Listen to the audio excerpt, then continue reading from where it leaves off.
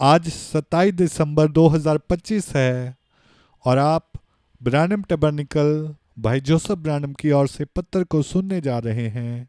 प्रिय तराशी गई दुल्हन, आज कलीसिया अपने भविष्यवक्ता को भूल गई है।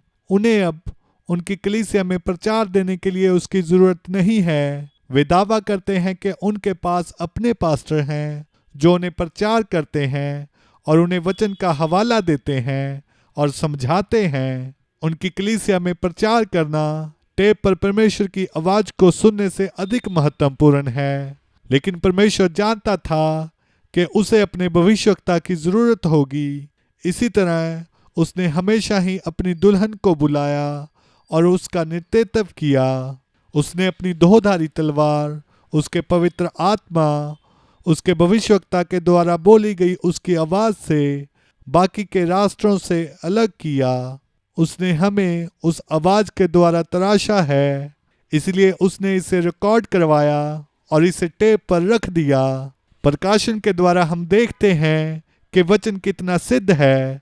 दुल्हन तब तक परिपक्व नहीं हो सकती जब तक पुत्र उसे परिपक्व ना करे। कोई फर्क नहीं पड़ता आप कितना भी प्रचार करें, आप कुछ भी करें, यह परिपक्व नहीं हो सकता। यह प्रकटीकरण में नहीं आ सकता। इसे प्रमाणित नहीं किया जा सकता केवल उसी के द्वारा जिसने इसे कहा, मैं जगत का उजाला हूँ।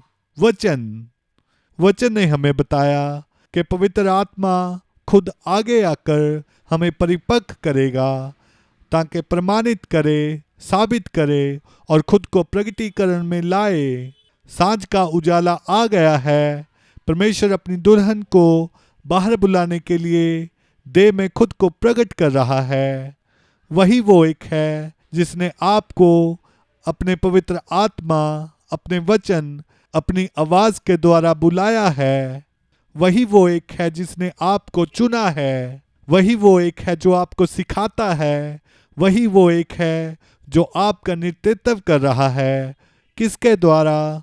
उसके पवित्र आत्मा, उसकी आवाज जो सीधे आपसे बात कर रही है।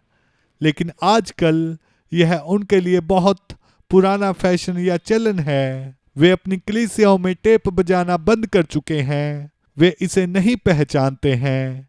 यही कारण है कि वे ऐसी स्थिति में हैं। लेकिन आपके लिए यह परमेश्वर द्वारा प्रदान किया गया मार्ग प्रकट हुआ है। यह आपके लिए यहोवा यूं कहता है वाला वचन है। तो वहां आगे एक सामर्थ को आना है, स्वयं पवित्र आत्मा, ताकि परिपक्व करे या प्रमाणित करे या साबित करे या प्रकट करे कि उसने जो भविष्यवाणी की थी इस दिन में वह पूरी होगी। सांझ का उजाला उसे उत्पन्न करता है। क्या ही समय है।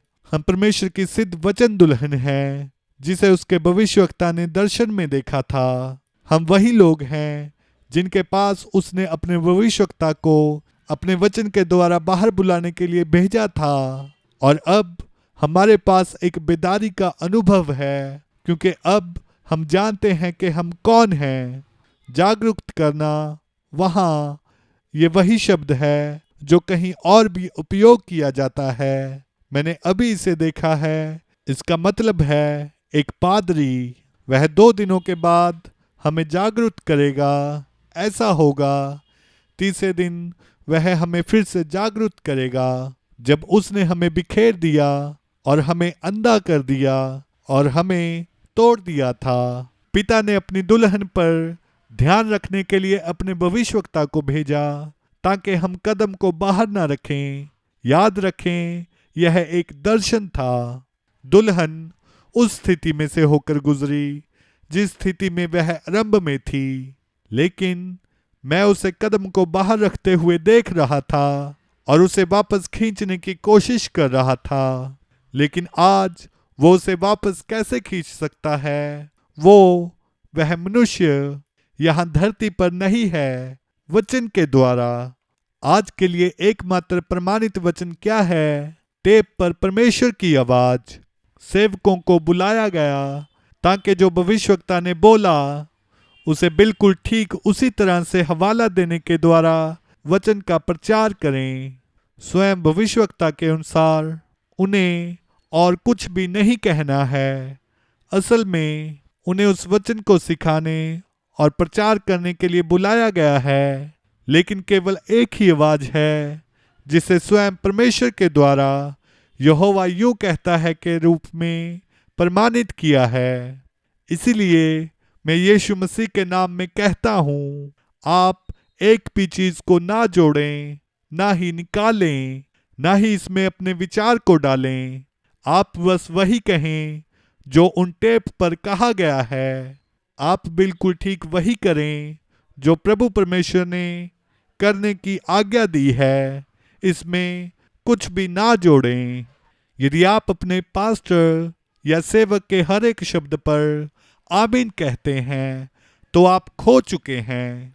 लेकिन यदि आप उन टेप पर अपने भविष्यवक्ता के जरिए से परमेश्वर के द्वारा बोले गए हर एक वचन पर आमीन कहते हैं तो आप दुल्हन हो और आपके पास अनंत जीवन होगा। परमेश्वर का भविष्यवक्ता वो मनुष्य था जिसे परमेश्वर ने चुना कि उसमें से होकर बोले। वह परमेश्वर का चुना जाना था कि वह उसका उपयोग करके अपना वचन बोले और उसे टेप पर रखे, ताकि दुल्हन के पास हमेशा ही सुनने के लिए यहोवा यूं कहता है वाला वचन हो। वे नहीं चाहता कि उसकी दुल्हन उस पर निर्भर रहे कि दूसरे मनुष्य क्या कहते हैं या उसके वचन के लिए उनका जो अनुवाद है। वह चाहता है कि उसकी दुल्हन उसके होठों से उनके कानों में सुने। वह नहीं चाहता कि उसकी दुल्हन उसके खुद के अलावा किसी और पर निर्भर रहे। जब हम सुबह उठते हैं तो हम पसंद करते हैं कि वह हमसे कहे, शुभ प्रभात दोस्तों, मैं आज तुमसे बात करने जा रहा हूं और तुम्हें बताऊंगा कि मैं तुमसे कितना प्रेम करता हूं और तुम और मैं एक हैं। मेरे पास बहुत से हैं जिन्हें मैं अनंत जीवन दूंगा, लेकिन सिर्फ तुम ही मेरी चुनी हुई दुल्हन हो। दुनिया की बुनियाद डालने से पहले केवल तुम्हें ही मैंने प्रकाशन दिया है। बहुत से दूसरे लोग मुझे सुनना पसंद करते हैं, लेकिन मैंने तुम्हें अपनी दुल्हन बनने के लिए चुना है, क्योंकि तुमने मुझे पहचाना है और मेरे वचन के साथ बने रहे हो। तुमने कोई समझौता नहीं किया, तुमने इधर उधर ध्यान को नहीं भटकाया, लेकिन मेरे वचन के प्रति सच्चे बने रहे हो। समय निकट है, मैं बहुत ही जल्द तुम्हारे लिए आ रहा हूँ। सबसे पहले तुम उन्हें देखोगे जो अभी मेरे साथ हैं। ओ, वे तुम्हें देखने और तुम्हारे साथ रहने के लिए कितनी लालसा रखते हैं। चिंता मत करो छोटे बच्चों, हर एक चीज बिल्कुल सही समय पर है। बस आगे बढ़ते रहो।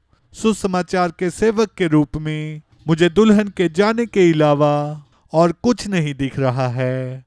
भाई जोसेफ ब्रानम।